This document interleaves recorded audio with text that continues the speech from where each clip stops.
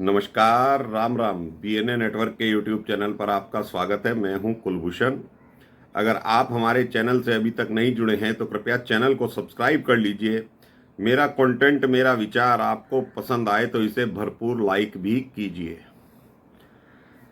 कल यानी कि 4 जून को 2024 के चुनाव नतीजे आ जाएंगे, लेकिन इंडी गठबंधन जो रुदाली गैंग बना हुआ है, बुरी तरह से आरोप लगा रहा है केंद्र सरकार के ऊपर, चुनाव आयोग के ऊपर, और संभवतः हताशा में वो कल जनता को भी भला बुरा ना कहने लगे।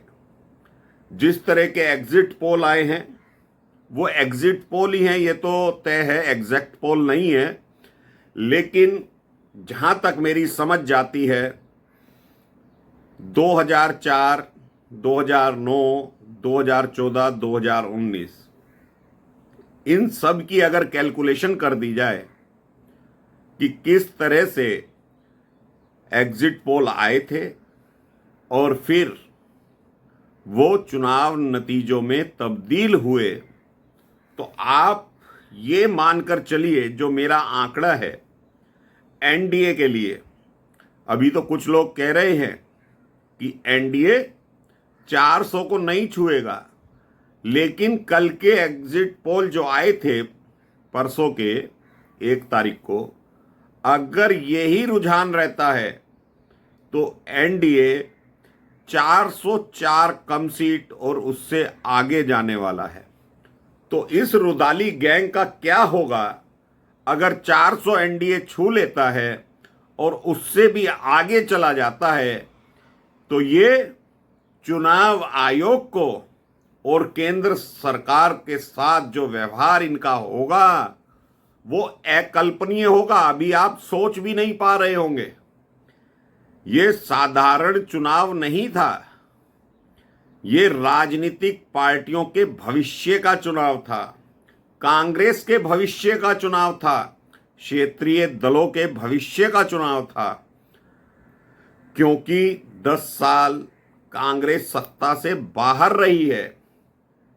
सिर्फ सत्ता से ही बाहर नहीं रही है, राजघराने में फूट पड़ चुकी है। सत्ता ना होने की वजह से प्रियंका गांधी का ग्रुप अलग है, राहुल गांधी का ग्रुप अलग है, सोनिया गांधी का ग्रुप अलग है। और राहुल गांधी की बात करें तो अगर एनडीए सत्ता में आ गया, वो अब मैं 400 की बात नहीं कर रहा हूं, सिर्फ सत्ता की बात कर रहा हूं, तो राहुल गांधी बोहरा जाएंगे।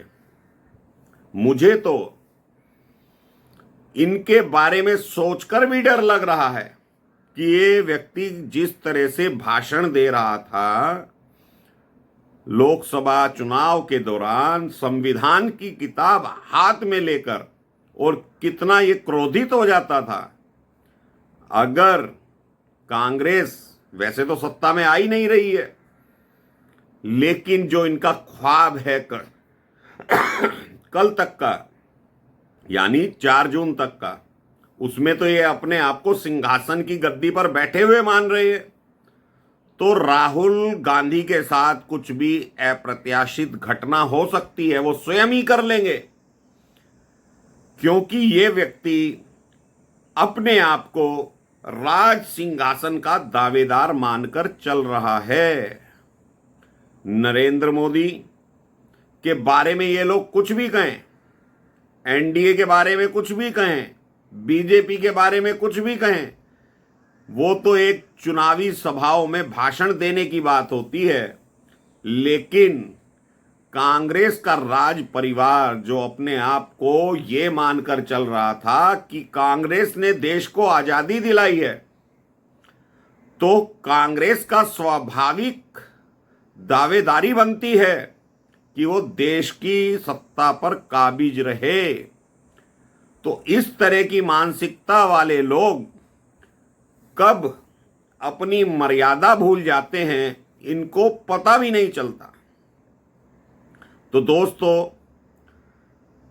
कल जयराम रमेश किस तरह से पत्रकारों के सामने अलग अलग स्टेट वाइज अपने अध्यक्षों से बातें कर रहे थे। कर्नाटक में तो उन्होंने डिप्टी सीएम से बात करी। तो ये क्या दर्शाना चाह रहे थे? भाई ऐसी बातें तो बंद कमरे में होती हैं। किसी भी दल की रणनीति का एक हिस्सा होता है चुनाव के बाद या चुनाव से पहले जो अपनी रणनीति जाहिर नहीं करते कि चुनाव कैसे लड़ना है, ये मीटिंग भी गुप्त होती हैं। चुनाव के बाद क्या नतीजे हो सकते हैं, ये मीटिंग भी गुप्त होती है, क्योंकि एक स्ट्रेटजी बनाई जाती है कि अगर हमारी सीटें थोड़ी सी कम रह गई तो हम वो सीटें कहां से पूरी कर सकते हैं सत्ता पर काबिज होने के लिए। लेकिन जयराम रमेश का ये आरोप लगाना अमित शाह के ऊपर कि वो डीएम को धमका रहे हैं, कम से कम 150 डीएम को धमकाया गया अमित शाह के द्वारा, और जिस तरह से पत्रकारों के सामने अपने लोगों से वर्चुअली ये बातें कर रहे थे, तो कौन सा अध्यक्ष या कौन सा पार्टी का कार्यकर्ता ये कह देगा चुनाव नतीजे आने से पहले कि हम हार रहे हैं? ऐसा तो कोई भी नहीं कह सकता। मायावती से भी अगर आज बात करी जाए तो मायावती भी ये तो कह देंगी कि हम अच्छा खासा प्रदर्शन कर रहे हैं, सीटें कितनी आएंगी ये बाद की बात है। तो ये लोग ख्वाब मानकर चल रहे हैं 295 सीट्स का। राहुल गांधी भी 295 सीट्स मानकर चल रहे हैं और कह रहे हैं कि ये चुनाव तो जनता ने लड़ा है। जनता ने लड़ा है तो आप जितने भी इंडी गठबंधन बना है एक सिंबल ले आते, सारे दल मिलकर एक सिंबल पर चुनाव लड़ लेते। अगर जनता तो एक ही है ना भाई, जनता की भाषाएं अलग अलग हो सकती हैं। अगर जनता ने पूरे देश में चुनाव लड़ा है तो क्या वोट सिर्फ तुम्हें ही दिया है? नरेंद्र मोदी का जो लाभार्थी वर्ग है वो नरेंद्र मोदी को जिता रहा है। अगर राजनीतिक दृष्टि से देखें तो दो दल आमने सामने लड़ रहे हैं, तो उस दल को जो फायदा होगा, कौन से दल को? जो सत्ता में आएगी, उसने जो कार्य किए होंगे, लाभार्थी वर्ग तैयार किया है नरेंद्र मोदी ने, उस डिफरेंस को तो इंडी गठबंधन पाट नहीं पाएगा। यही कारण है जो मेरा आकलन है 404 सीट कम से कम एनडीए छू रहा है, उसके ऊपर बढ़ जाएं 10 प्लस भी हो सकती हैं, 10 कम भी हो सकती हैं, लेकिन इससे कहीं एनडीए भटक नहीं रहा। तो रुदाली गैंग, वामपंथी गैंग और वामपंथी पत्रकार तो आज तक भी मानने को तैयार नहीं है कि नरेंद्र मोदी सत्ता में वापसी कर रहे हैं। तो इनका रोना धोना तो शुरू हो गया है। और 2-3 दिन पहले जो समाचार आए थे निकलकर 1 तारीख की शाम को कि भाई ये जो विपक्षी पार्टियां हैं, इनके जो फॉलोवर्स हैं, इनके जो एनजीओ चलते हैं, उसमें जो कुछ गैंग बने हुए हैं, वो भी तैयारी कर रहे हैं अगर नरेंद्र मोदी सत्ता में आते हैं तो देश में बहुत बड़ा कांड करने की इनकी योजना है। कल अरुणाचल विधानसभा के जो नतीजे आए, एग्जिट पोल से भी अधिक सीटें भाजपा ने जीत ली वहां।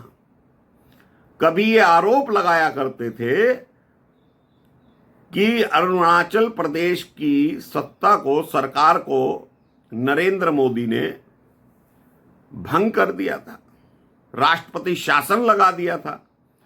तो जब से आज तक वहां पर भाजपा की सरकार है।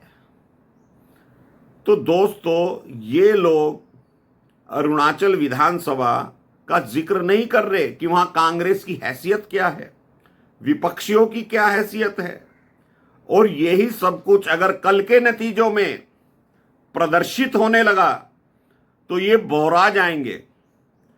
ममता दीदी हाशिए पर जाने वाली हैं।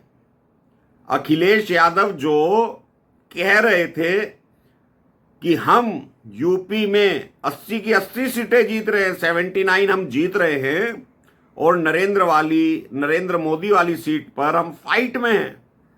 और कल जयराम रमेश जो बात कर रहे थे अपने यूपी के अध्यक्ष से, वो भी यही कह रहे थे, भाई वाराणसी में उन्होंने चुनाव लड़ा है, वो भी अपने आप को जीता हुआ मानकर चल रहे हैं। तो ऐसे व्यक्तियों का क्या होगा, ऐसे दलों का क्या होगा कल। और इनको इसके अलावा एक और चिंता सताई जा रही है, वो चिंता है जेल यात्रा करने की। अब कितने आडंबर केजरीवाल ने रचे थे जेल ना जाने के लिए, वो सारे फेल हो गए। कल उन्हें सरेंडर करना पड़ा।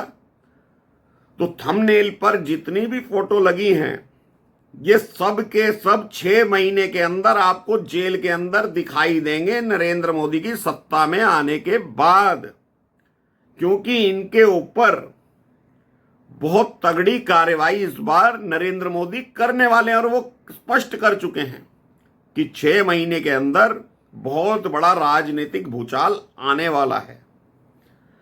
जिन्होंने देश को लूटा है उनको लौटाना पड़ेगा, ये नरेंद्र मोदी कहते आए हैं। इस बार रैलियों में कहते तो वो पहले भी रहे हैं, लेकिन उन्होंने इस बार ये तय कर लिया है कि 6 महीने के अंदर राजनीतिक भूचाल आएगा। और वो राजनीतिक भूचाल भ्रष्टाचारियों को जेल से भरने का होगा। 404 सीटें याद रखिएगा दोस्तों, और इनकी जेल यात्रा की घड़ी नजदीक आ गई है। इसीलिए ये सत्ता चाहते हैं, इसीलिए इन लोगों के मन नहीं मिले थे, दिल नहीं मिले थे। इन्होंने इंडी गठबंधन जब भी बना लिया, और इंडी गठबंधन बनाने के बावजूद जनता ने इन्हें हाशिए पर भेज दिया है। तो दोस्तों अभी के लिए इतना ही। मेरा कंटेंट, मेरा विचार आपको पसंद आए तो लाइक जरूर कीजिएगा, चैनल को सब्सक्राइब कर लीजिएगा। धन्यवाद, नमस्कार, भारत माता की जय।